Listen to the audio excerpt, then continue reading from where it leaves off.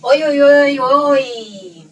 Desculpa se nós falhamos 2 semanas com os vídeos aqui do canal. Sabe que a vida do empreendedor, essa equipe, é complexo, viu? É muito complexo. Uma parte da minha equipe estava com pneumonia e a outra estava de TPM. E aí ferrou tudo, né? É mesmo, é? Mas voltamos! O que é 2 semanas quando você tem 24 não, 54 semanas no ano comigo? Então, 2 semanas aí você dá um descontinho, porque a vida do empreendedor brasileiro a gente sofre. Mas voltamos! Roda a vinheta, editora.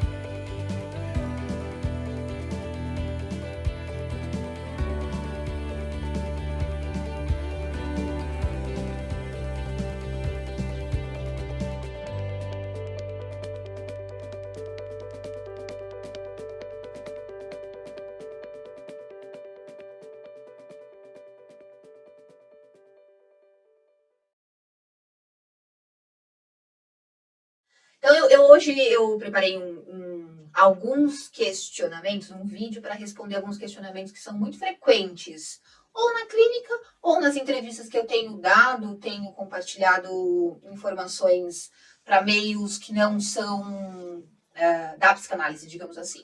Então, vou aproveitar aqui o espaço para que a gente possa trocar uma ideia e esclarecer alguns conceitos e também alguns esclarecimentos para você que gosta de psicanálise, gosta do tema, mas não sabe exatamente o que é, ou ainda para você que procura ajuda especializada, mas não sabe a diferença e não sabe exatamente aonde procurar, onde encontrar e o que se trata essa psicanálise. Então, aqui eu já tenho falado de alguns conceitos do tratamento, um pouco da direção do tratamento, quais são as diferenças de algumas abordagens, mas eu não tenho falado muito em termos práticos para você que deseja encontrar algum auxílio para começar ou seu trabalho de psicoterapia ou ainda seu trabalho de análise. Primeiro que eu escuto muito constantemente o questionamento, então, de o que é psicologia e o que é psicanálise, se elas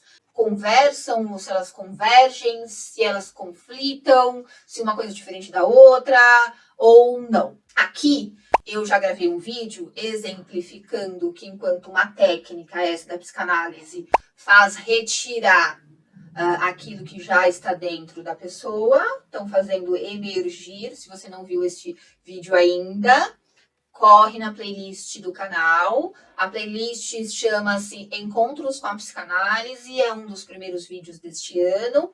Lá eu exemplifico, a partir de um texto freudiano, duas abordagens distintas, em que uma, essa da psicanálise, é como um escultor que pega um bloco de pedra e vai liberando o que já existe ali, esculpindo, extraindo, fazendo uma decupagem, digamos assim, para revelar algo que já existe, enquanto do outro lado, no seu extremo, tem uma técnica da pintura, que a pintura vai depositando sedimentos, pontinhos de tinta, e a partir desses pontinhos cria-se algo novo, inexistente até então. Deste lado, eu posso chamar algumas abordagens terapêuticas, inclusive, por exemplo, a terapia cognitivo-comportamental, a TCC, que vai considerar o comportamento ou a ausência de um comportamento, e com a ajuda da terapia, essa pessoa vai acrescentando rituais e comportamentos novos para a criação de um outro. Então, esse aqui é um exemplo.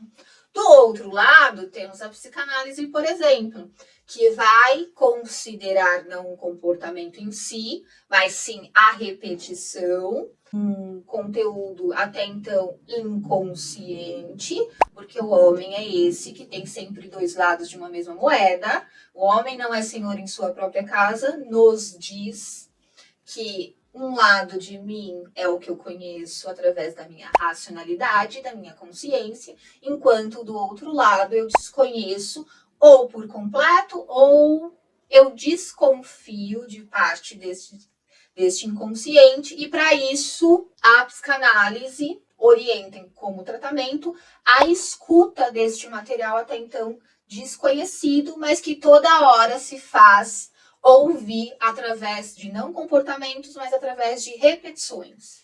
O que para Lacan a gente chama de gozo. Mais uma vez, só estou recapitulando o que já passou por aqui. Então, se psicologia e psicanálise são coisas distintas, a gente tem hoje no Brasil um campo, que pode ser chamado então campo da saúde mental, e dentro deste tem a psicologia, mas não necessariamente a psicanálise está próxima dessa psicologia. Então, se a gente for enumerar e colocar em uma linha, sem considerar, então, aqui nenhum tipo de juízo de valor, porque cada linha terapêutica, cada abordagem terapêutica, cada teoria estudada, ela serve e servirá muito bem para determinados tipos de pessoa, para determinados tipos de sujeito.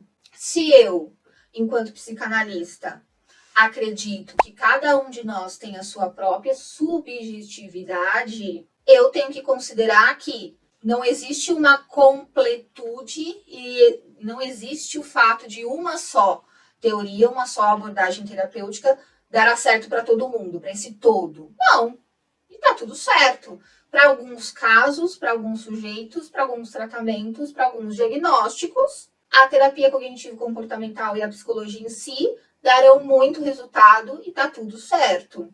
Para outros casos, não só olhar para o comportamento será suficiente. A gente vai precisar de uma outra abordagem um pouco mais ampla. De repente, a gente vai precisar considerar que, apesar do comportamento aparente, existe uma causa inconsciente. Para isso, a psicanálise cabe muito bem para este caso, para esse sujeito, para esta demanda. Então, a verdade é que, falando um português aqui claro, tem terapia para todo mundo. Tem terapia para quem quiser ser terapeutizado. Tem análise para quem quiser ser analisado. Então, não se preocupe com, às vezes, a gente vai criando picuinhas, e o mundo acadêmico é cheio de picuinhas, porque alguns acadêmicos, alguns teóricos aproximam aquilo que estudam, aquilo que escolhem pesquisar, e esquecem que se você se prende naquela teoria, naquela pesquisa, aquilo pode se tornar dogma. Então tem muita picuinha, tem muito dogma, tem muita verdade absoluta também no meio acadêmico. Então, cuidado, porque a partir do momento que eu acredito que uma coisa é universal, ou uma teoria, ou uma terapêutica, ela é universal, eu estou automaticamente desconsiderando que existe uma subjetividade. Então, preocupe-se, você que está procurando auxílio, que está procurando ajuda, que está procurando tratamento, procure-se se concentrar no profissional. E uma pergunta que eu recebo constantemente no consultório e também nas minhas redes sociais é: como então procurar este profissional? Os conceitos da psicanálise, os principais conceitos da psicanálise são 4: inconsciente, pulsão, transferência e repetição. A partir da transferência, a gente considera que quando você vai procurar um analista, um psicoterapeuta, um psicólogo, inclusive, quando você vai encontrar e quando você conversa a primeira vez com este profissional, qual que é o fator determinante para falar que gostei dessa pessoa, gostei do jeito que ele disse e vou me comprometer e vou abarcar este lugar de alguém que se coloca em tratamento? O que faz você, então, determinar, apostar, intuir que aquele profissional será aquele capaz de te ajudar? Para isso, a gente chama de transferência. Então, algo de nós, de você, escolhe aquele determinado profissional. E não é só preço, porque o preço, o valor que você vai ter que pagar e automaticamente renunciar às suas outras regalias, ou, em português claro, para estar no lugar de análise, para ocupar este lugar de quem se analisa, muitas vezes você vai ter que abrir mão de coisas consideradas menores, como happy hour toda semana, aquela blusinha que você está disposta a gastar, um sintoma que te faz repetir.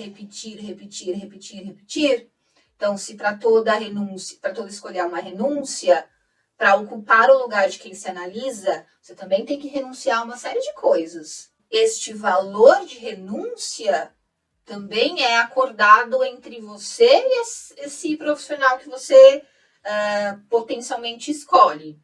Então, não é só o dinheiro, a cifra e o valor financeiro, não é só isso que está em jogo, não. Muitas vezes é um jeito de falar, muitas vezes é o acolhimento que a pessoa tem, muitas vezes é o contrário disso. É uma pessoa que é mais prática, assertiva, que é o que vai te enlaçar.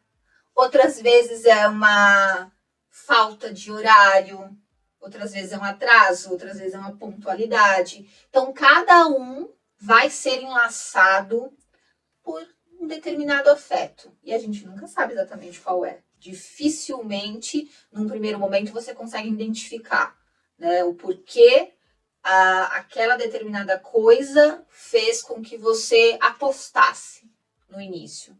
Difícil saber. Mas o que eu digo para você é: aposte, tente.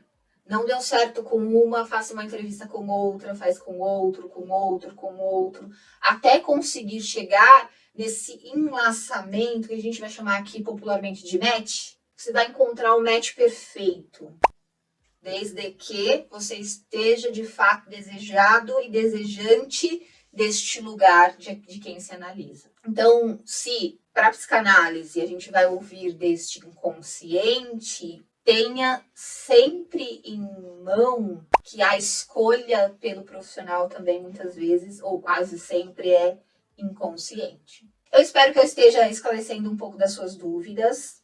Aqui falamos principalmente das diferenças do campo da psicanálise.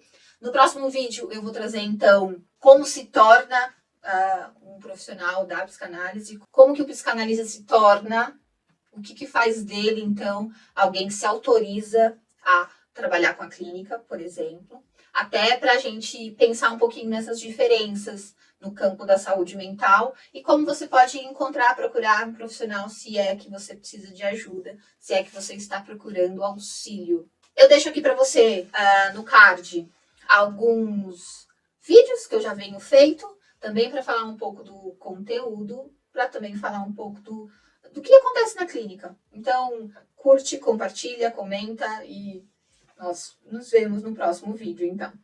Um beijo, tchau!